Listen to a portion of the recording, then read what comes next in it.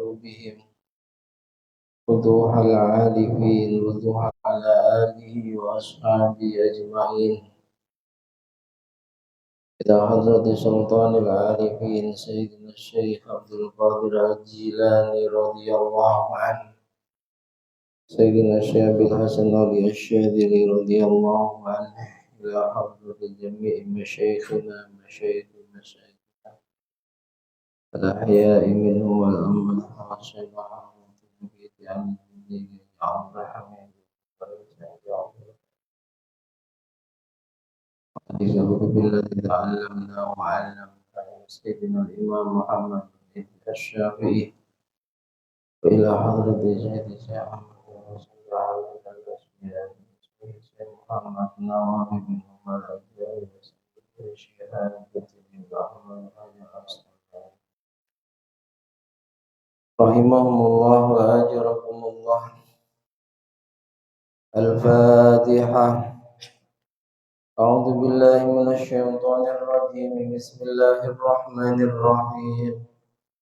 الحمد لله رب العالمين الرحمن الرحيم مالك يوم الدين إياك نعبد وإياك نستعين اهدنا الصراط المستقيم صراط الذين أنعمت عليهم غير المغضوب عليهم ولا الضالين.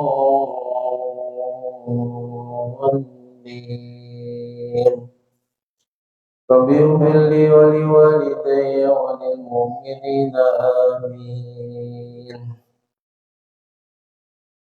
الحمد لله الذي جعلنا من الناصحين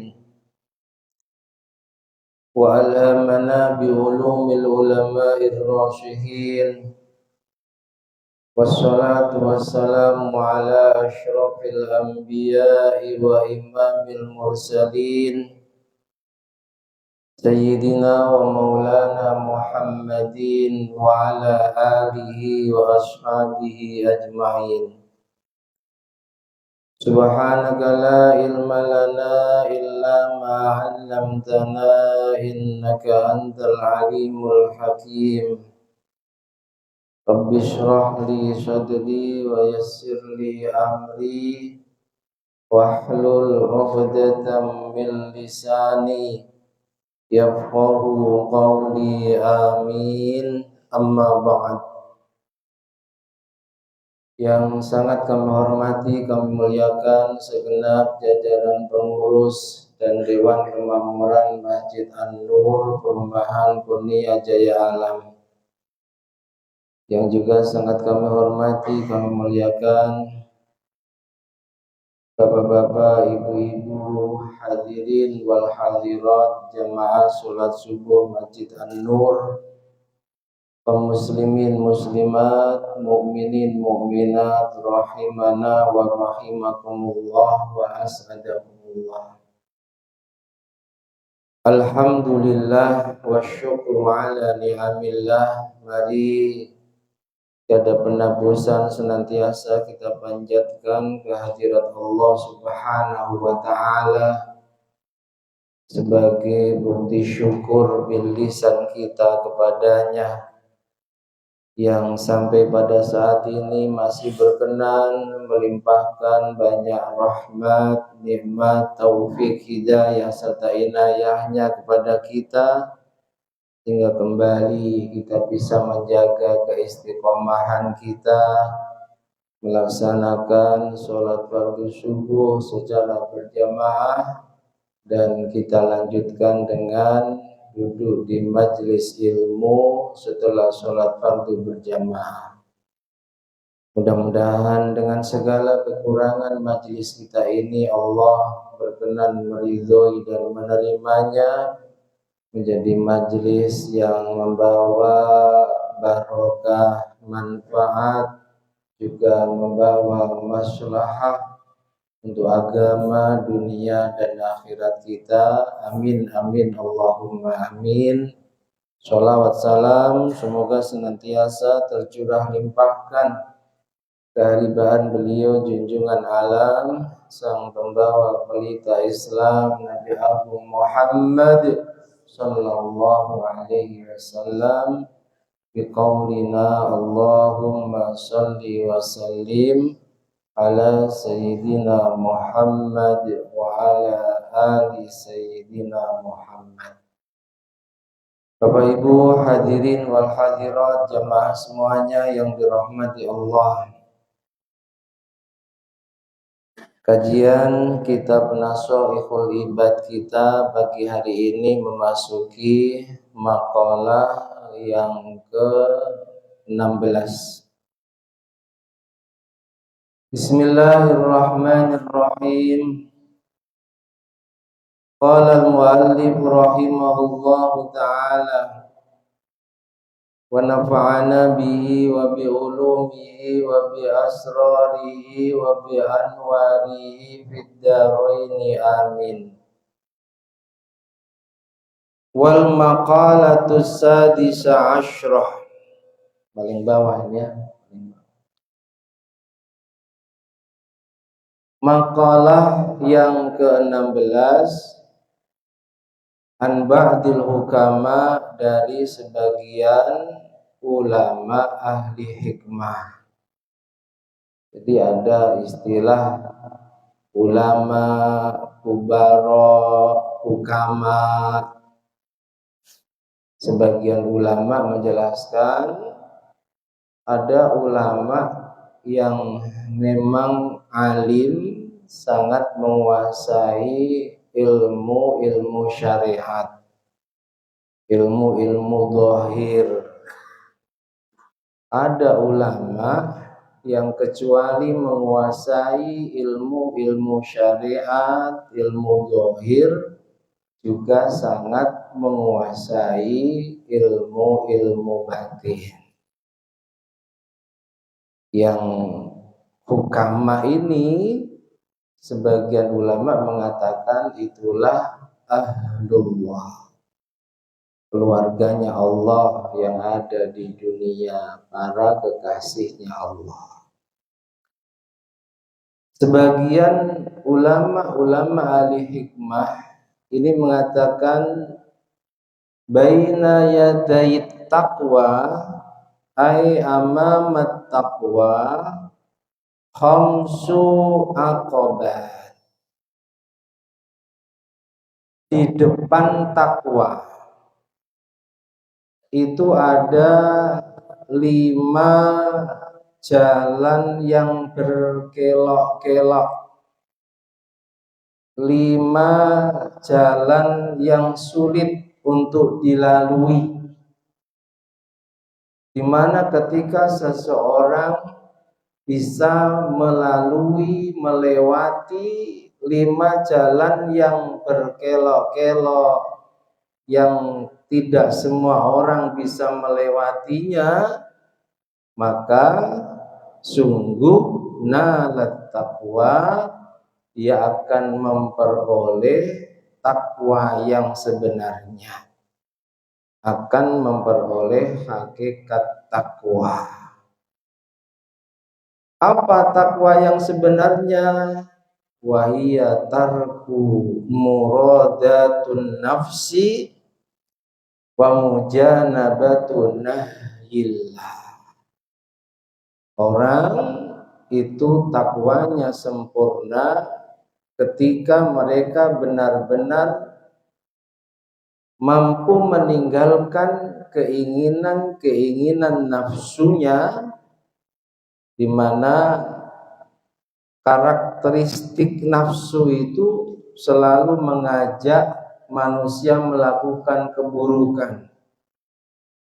Sebagaimana firman Allah, wa ma ubarri'u nafsi innan nafsa la ammaratum bisu. Karakteristik nafsu itu selalu mengajak manusia melakukan keburukan. Tapi ketika seseorang mampu mengendalikan nafsunya, maka nafsu yang aslinya buruk itu akan menjadi baik. Sehingga beliau Al-Imam Abi Hamid Al-Ghazali dalam salah satu karyanya Minhajul Abidin itu membagi atau menjelaskan sifat nafsu atau nafsu ditinjau dari sifatnya itu terbagi menjadi 7. Ada namanya nafsu ammarah. Nah, ini nafsu yang asli, yang selalu mengajak manusia melakukan keburukan.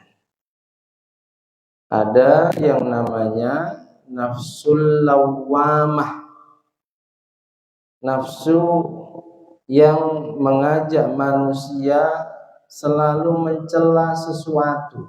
Pokoknya di matanya itu nggak ada yang baik. Makanan kurang enak sedikit, dia celah. Minuman kurang enak sedikit, dia celah.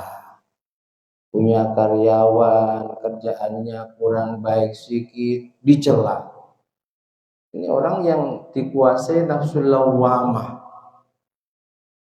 Didatangkan penceramah dalam pandangannya kurang enak juga dicela. Pokoknya terus mencela apapun, entah itu makanan, minuman, bahkan gurunya pun ketika tidak sesuai dengan pandangannya dia cela.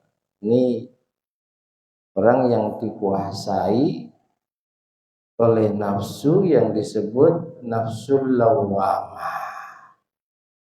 Nanti ketika sudah mampu mengendalikan nafsu lawamah, dia tahan meskipun mungkin andai itu makanan kurang enak, dia tidak mencela. Meskipun mungkin mendengarkan seorang penceramah kurang pas, dia diam, tidak mencela. Maka nanti akan naik. Nafsunya menjadi nafsu mulhamah atau malhamah. Dan itu semua diambil dari Al-Quran.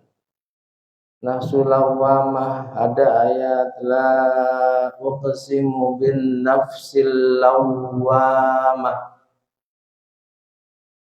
Aku bersumpah, kata Allah, dengan nafsul lawamah. Mampu dia kendalikan, naik menjadi nafsu mulhamah atau malhamah. Ini semakin sedikit nafsunya itu mengajak melakukan keburukan. Fa'alhamaha fujuraha wa taqwaha. Jadi ketika lagi mood, semangat jamaahnya ahli jamaah, tapi nanti entah ada masalah apa, dia nggak mood meskipun diajak berkali-kali, ayo jamaah, ayo ngaji. Tergantung pada sesuatu dari dalam hati, ilham yang mengajaknya. Bisa dia melakukan ketakwaan, tapi sebaliknya dia bisa juga melakukan keburukan. Dia mampu menguasai nafsu itu, nanti naik lagi. Namanya nafsu radiyah, nafsu mutmainnah, ya. Ya ayyatuhan nafsul mutmainnah, nafsu yang tenang. Dia tidak pernah terpengaruh dengan ujian maupun celaan. Apa yang ada di sekitarnya tak mempengaruhi dirinya dalam selalu mengingat Allah. Nafsu mutmainnah. Nanti naik lagi menjadi nafsu radiyah, ridho. Apapun yang Allah tetapkan untuknya, entah itu berupa kebaikan, keburukan, selalu dia terima dengan ridho. Dan nanti naik lagi menjadi nafsu mardiyah, di atasnya ridho lagi. Jadi ridhonya lebih maksimal. Allah menjadi ridho juga kepadanya, menjadi selalu mencintainya, dan puncaknya namanya nafsu kamilah. Itulah nafsunya para nabi dan rasulnya Allah. Itulah nafsunya para kekasihnya Allah. Orang takwanya sempurna itu ketika dia mampu meninggalkan muradatun nafsi. Keinginan-keinginan nafsunya juga mampu menjauhi semua larangannya Allah.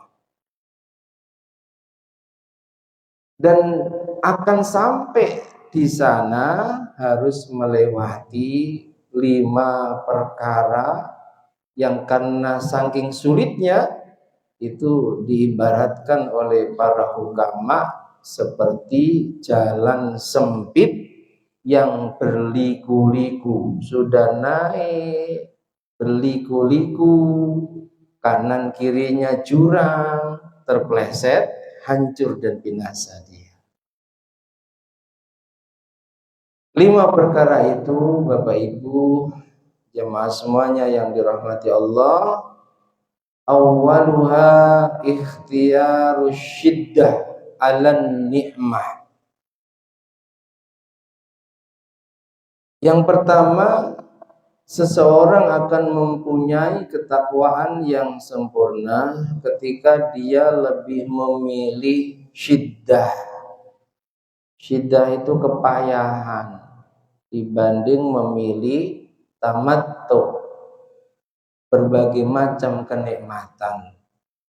Tamattu, senang-senang, dia lebih memilih susah dengan istiqomah, sholatnya istiqomah, jamaahnya itu susah Bapak. Istiqomah baca Qur'annya, istiqomah sedekahnya, dibanding dia nuruti nafsunya yang ngajak enak-enakan.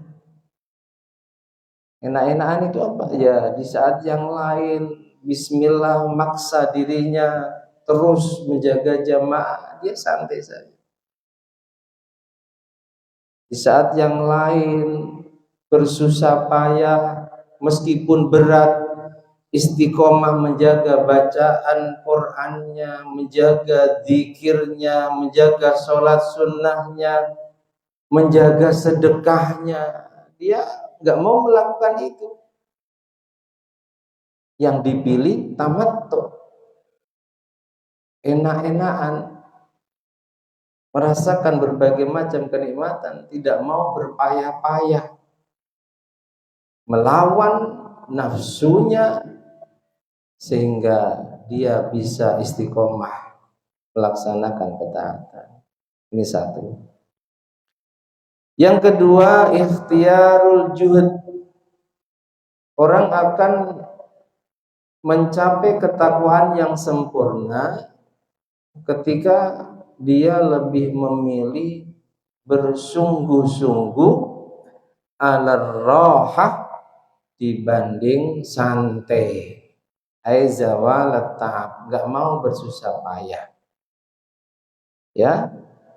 Karena semua perintahnya Allah kecuali bagi mereka yang imannya sempurna itu terasa berat dikerjakan. Meskipun berat dia kerjakan. Dia sungguh-sungguh melawan nafsu yang mengajak malas beribadah. Dibanding dia santai. Pokoknya seenaknya sendiri hidup. Jadi harus melalui tahapan-tahapan itu. Mau bersungguh-sungguh, mau berpayah-payah, dibanding dengan hidup seenaknya sendiri, dibanding dengan hidup yang hanya ingin merasakan berbagai macam kenikmatan. Yang ketiga, ikhtiyarudul alal iz. Dia lebih memilih hina, lemah dibanding diberi kekuatan, keperkasaan dan selalu menang. Lebih memilih diberi kelemahan. Mengapa? Sebab umumnya bawaan orang yang kuat, apalagi terkenal sakti mandraguna, ya, selalu menang, itu sombong.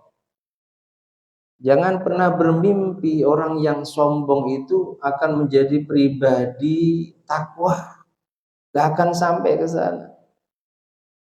Maka tahapan ketiga itu akan mencapai takwa yang sempurna kalau orang itu lebih memilih lemahnya diri, lemahnya kekuatan dibanding dengan keperkasaan, kemenangan yang terus-menerus. Sebab itu tadi, bahayanya kalau yang Allah berikan kekuatan, keperkasaan itu imannya tidak kuat, juga tidak didasari dengan ilmu, akan menjadi orang-orang yang sombong. Ini yang ketiga. Warabi'uha ikhtiyarus sukut 'alal fudul. Orang akan mencapai ketakwaan yang sempurna ketika dia lebih memilih banyak diam dibanding banyak bicara. Artinya bicara yang la khaira fihi minal kalam, yang tidak ada kebaikannya, yang tidak ada manfaatnya. Kalau dia bicara yang disampaikan itu ilmu, nasihat, sesuatu yang membawa kebaikan baik untuk dirinya maupun untuk orang lain, diperintahkan. Ada pepatah, diam itu emas. Iya. Tapi ketika kita tidak diam, bicara, dan yang kita sampaikan itu kebaikan, maka bukan hanya emas apa yang kita bicarakan, tapi intan mutiara yang nilainya jauh lebih tinggi dibanding dengan emas. Makanya para pemuji Rasulullah, ulama-ulama yang mengarang kitab di dalamnya berisi tentang hadis-hadis memuji Rasulullah, itu ketika menggambarkan Rasulullah bicara, seolah-olah saat bicara dari mulutnya keluar intan mutiara yang bernilai mahal. Bicara. Tapi kalau kita tidak bisa bicara yang baik, diam itu lebih menyelamatkan kita. Sampai Nabi katakan, salamatul insan, selamatnya manusia itu fi hifdzil lisan, ada pada penjagaan lisan. Terlebih di zaman sekarang ini ya, Bapak Ibu, ada macam-macam undang-undang. Ada undang-undang ujaran kebencian, ya. Ada undang-undang IT. Kalau kita nggak bisa jaga lisan, bisa masuk penjara. Kita nggak bisa jaga tangan dari menulis sesuatu, kena undang-undang IT, kita bisa masuk penjara. 15 abad yang lalu Rasul sudah mengingatkan kita, salamatul insan fi hifdzil lisan. Nek pengen selamat, jogo lisan. Kalau pengen selamat, lisanmu jaga. Lisanmu jaga. Zaman dulu lisan ya lisan yang ada di mulut. Zaman sekarang lisannya memang diam, tapi lisan jari jemari tangannya ini terkadang jauh lebih tajam, ibarat itu pedang dibanding dengan lisan aslinya. Makanya orang ingin mencapai ketakwaan yang sempurna, dia harus bisa menjaga lisan. Diam yang lebih dia pilih daripada banyak kalam, tapi kalamnya sesuatu yang tidak ada faedah dan tidak ada kebaikannya. Nabi sampai mengatakan, dan itu taruhannya iman seseorang. Man kana yu'minu billah wal yaumil akhir, orang itu layak tergolong hamba yang beriman kepada Allah dan hari akhir ketika falyakul khairan, dia bicara, materi pembicaraannya adalah kebaikan. Hendaklah dia bicara yang baik. Kalau tidak bisa, kalau nggak bisa bicara baik, maka dia yang menyelamatkanmu. Hanya ya, banyak orang-orang yang masuk penjara gara-gara tidak bisa menjaga lisan. Entah lisan asli atau lisan tulisan tangannya. Terlebih ketika itu ditulis di media sosial. Sejak digital itu nggak bisa dihilangkan ya. Itu akan terkena undang-undang. Ya. Ini yang keempat. Wa khamisuha ihtiyarul maut 'alal hayah. Yang kelima, dia lebih memilih mati daripada hidup. Bunuh diri? Oh tidak. Mati dalam kalam ini bukan kok mati berpisahnya ruh dari jasad, bukan. Tapi Imam Nawawi menjelaskan wal mautu inda ahlillah. Mati yang dimaksud oleh para keluarganya Allah, para kekasihnya Allah adalah qam'u hawan nafs.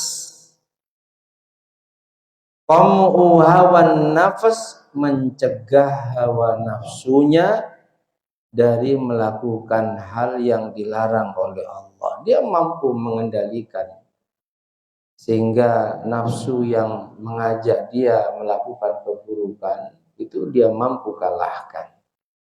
Itulah arti mati menurut para kekasihnya Allah.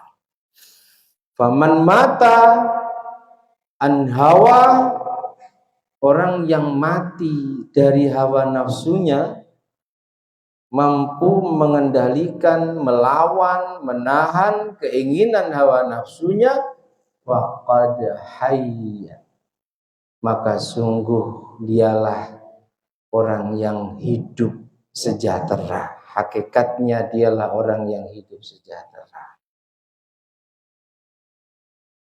Imam Nawawi menjelaskan bahwa al-maut, mati dalam pengertian tadi, itu terbagi menjadi 4. Mati qam'u hawan nafs, mati dalam pengertian mencegah hawa nafsunya, dilawan sekuat tenaga sehingga nafsu yang mengajak dia melakukan keburukan ini tidak jadi melakukan keburukan.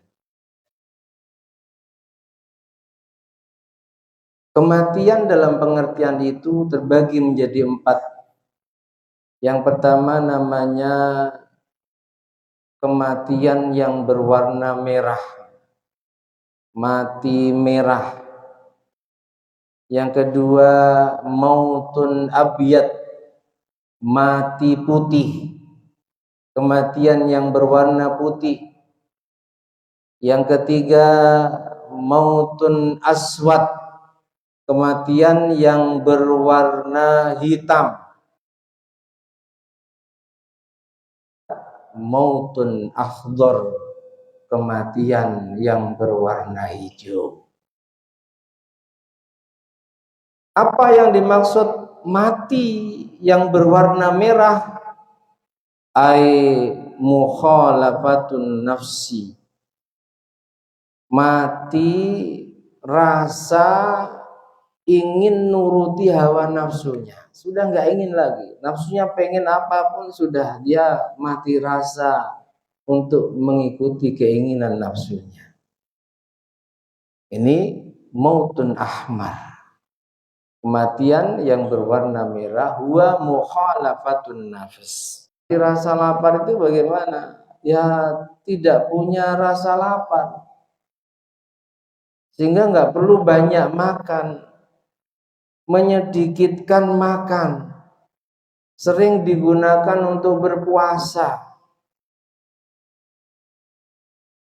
Kematian yang berwarna putih, di mana di antara dampak positifnya orang yang sering lapar, li'annahu yunawwirul batin wa yubayyidu wajhal qalbi. Sungguh orang yang sering mampu menahan lapar, terlebih dia gunakan untuk berpuasa, dan banyak orang-orang menjadi walinya Allah itu ya tahan lapar, ya tahan ngantuk, sedikit makannya juga sedikit tidurnya. Tapi sedikit tidurnya untuk hal yang bermanfaat. Kadang mohon maaf kita sedikit tidur tapi hanya untuk bergadang, yang tidak begitu ada manfaatnya. Wa yubayyidu wajhal qalb, dan bisa memutihkan hati. Di mana ketika hati seseorang itu selalu terjaga kejernihannya, keputihannya, itu hati yang selalu mendapatkan cahaya petunjuknya Allah. Cahaya petunjuknya Allah itu diantara caranya adalah sering lapar, sering puasa. Orang-orang hebat itu pasti melewati itu semua, ya. Apalagi kalau kita membaca manaqibnya para walinya Allah, itu hampir seluruh hidupnya digunakan untuk banyak berpuasa, malam jarang tidur untuk ibadah. Pasti dilewati semuanya itu. Ada yang sampai meninggal mampu menjaga keistiqomahannya, ada yang ketika Allah sudah angkat derajatnya, itu kesungguhannya dalam riyadhah berkurang.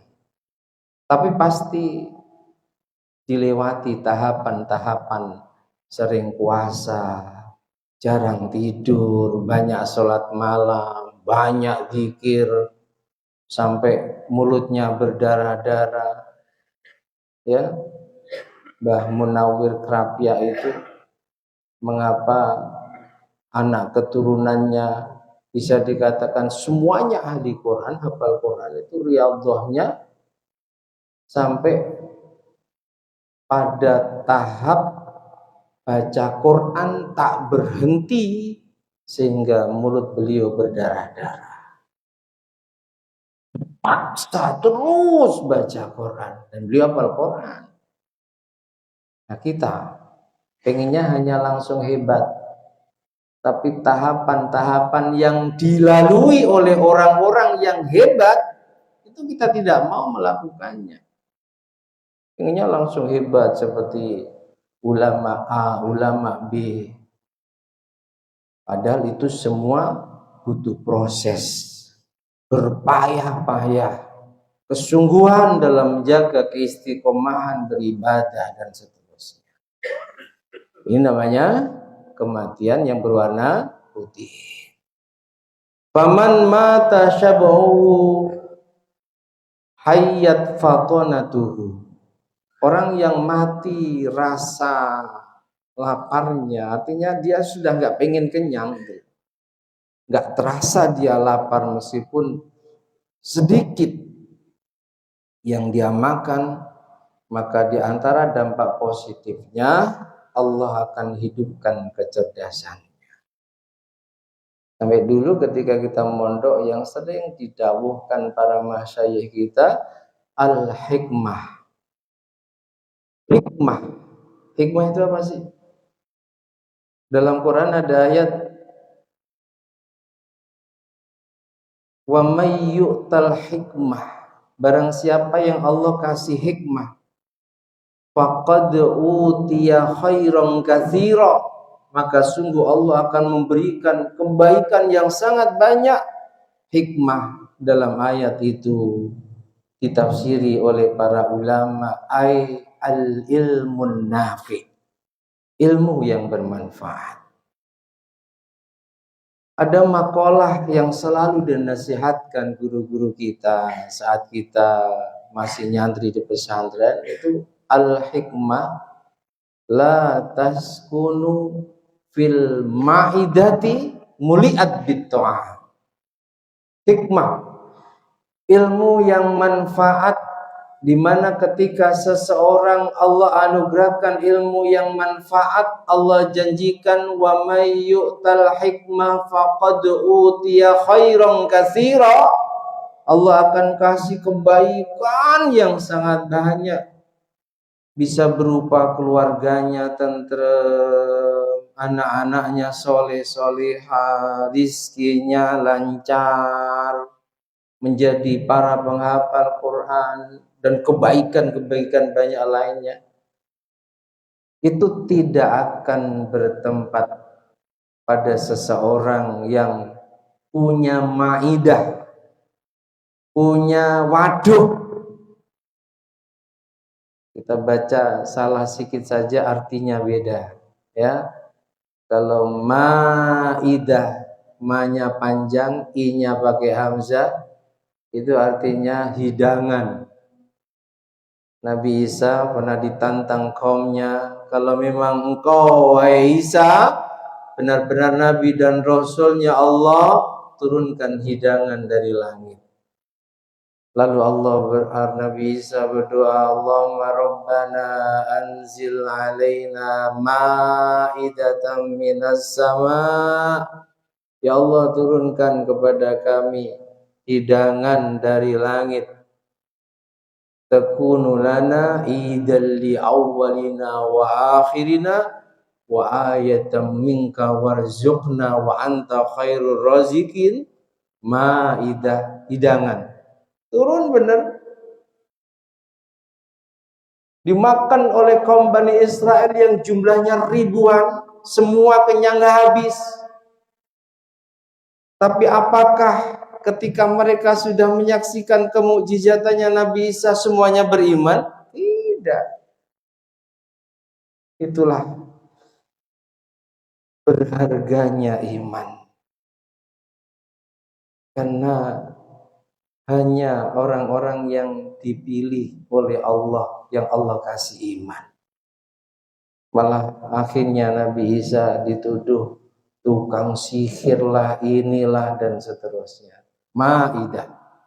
Dalam makalah ini maidah, ma-nya pendek pakai ain. Itu artinya waduk. Waduk itu yang dimaksud perut. Jangan berharap wahai para santri, kamu akan punya ilmu yang manfaat kalau wadukmu muliat bitto'am, selalu kamu penuhi dengan makanan. Sehingga ada sebagian pesantren yang mewajibkan santrinya puasa Senin Kamis. Bahkan ada sebagian pesantren yang mewajibkan santrinya harus riyadhah dalail. Ada yang ngambil 1 tahun, 3 tahun, 7 tahun. Ada sebagian pesantren api Tegal Rejo Magelang itu sangat menganjurkan kepada semua santrinya ngerowot. Tahu ngerowot? Ngerowot itu tidak makan nasi, jagung boleh, ya, dan tidak boleh makan sesuatu yang bernyawa dan keluar dari sesuatu yang bernyawa. Itu ada. Dalam rangka apa? Agar para santri sukses dalam belajarnya, Allah anugerahkan padanya ilmu yang manfaat dan barokah. Dulu ketika nyantri, ketika sudah terjun di masyarakat, semuanya menjadi Abdul Butun. Apa Abdul Butun? Kaulane weteng, hambanya perut pengen apa selalu dituruti. Dan Abdul Qofa, hambanya tengkuknya pengen tidur terus, selalu dituruti. Paham ya?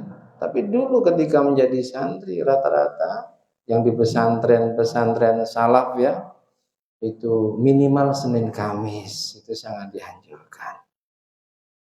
Lebih ada pondok-pondok yang memang terkenal pondok riyadhah ya, santrinya dalail, ada yang 3 tahun, ada yang sampai boyong pun masih tetap puasa tahunan, liburnya hanya 5 hari saja dalam setahun, hari raya Idul Fitri, Idul Adha dan Tasyrik 3 hari, selain itu puasa sepanjang tahun. Jadi ini namanya kematian yang berwarna putih, itu artinya mati rasa wawalju, rasa laparnya apa rasa kenyangnya? Rasa laparnya, pokoknya sudah nggak pengen kenyang, lapar lama itu sangat betah. Kemudian yang ketiga mautun akhdar, kematian yang berwarna hijau, wa huwa lubsul marqa minal khirqil mulqah allati la qimata laha linqita'ihi wa shiddatihi bil qanaah. Mati rasa ingin memiliki sesuatu yang bisa memperindah dirinya, mati rasa ingin punya pakaian yang bagus, mati rasa ingin punya mobil yang bagus, sudah. Mati rasa ingin memiliki fasilitas-fasilitas dari dunia ini yang indah. Dia lebih suka memakai andai itu pakaian yang penting menutup aurat yang tidak ada nilainya. Masya Allah. Sementara kita kebanyakan rasa pingin menggunakan sesuatu yang bagus itu masih sangat menguasai diri kita.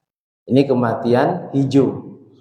Kematian hitam itu adalah ihtimalu adal khalq, mati rasa disakiti, difitnah, dicaci maki seperti apapun, sudah mati rasanya, nggak ada pengen membalas, nggak ada marah, nggak ada, sudah mati rasanya. Karena semuanya dikembalikan kepada Allah. Dirinya itu hanyalah wayang yang digerakkan oleh dalang, yakni Allah. Sehingga marah percuma. Semuanya juga dari Allah. Mungkin dia sedang difitnah, diambil hikmahnya. Kenapa difitnah? Disakiti, diambil hikmahnya. Dan itu bukan makom orang awam seperti kita. Tapi ada orang yang mampu melewati dan tetap berada di makom itu. Sudah mati rasa marahnya, mati rasa dendamnya, mati rasa ketika disakiti, difitnah oleh siapapun, dia tidak ada keinginan untuk membalasnya. Kalau mampu melewati fase-fase ini, maka nalat taqwa, dia sungguh akan berada di puncak ketakwaan, memperoleh ketakwaan yang sebenarnya. Mudah-mudahan kita dimampukan oleh Allah untuk melewati fase demi fase tersebut, sehingga kita layak tergolong hamba-hamba Allah yang bertakwa, yang ketakwaannya sempurna, sehingga janji-janji Allah dalam Quran, janji-janji Rasulullah dalam hadis bagi mereka yang bertakwa bisa kita rasakan di dunia maupun kelak di akhirat. Amin amin Allahumma amin. Wal maqalatu sabi'a asyrah wallahu a'lam bishawab. Al-Fatihah.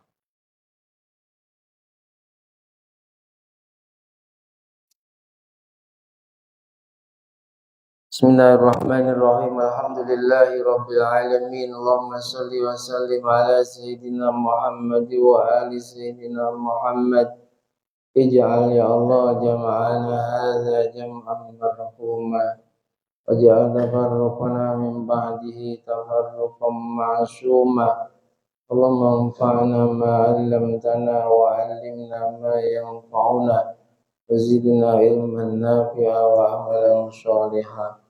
اللهم اجعلنا من أهل الاستقامة اللهم اجعلنا من أهل الاستقامة وارزقنا حسن الخاتمة وسع علينا رزقنا يا الله وعجل علينا خيرك وصلى الله على سيدنا محمد وآله وصحبه وسلم الحمد لله رب العالمين.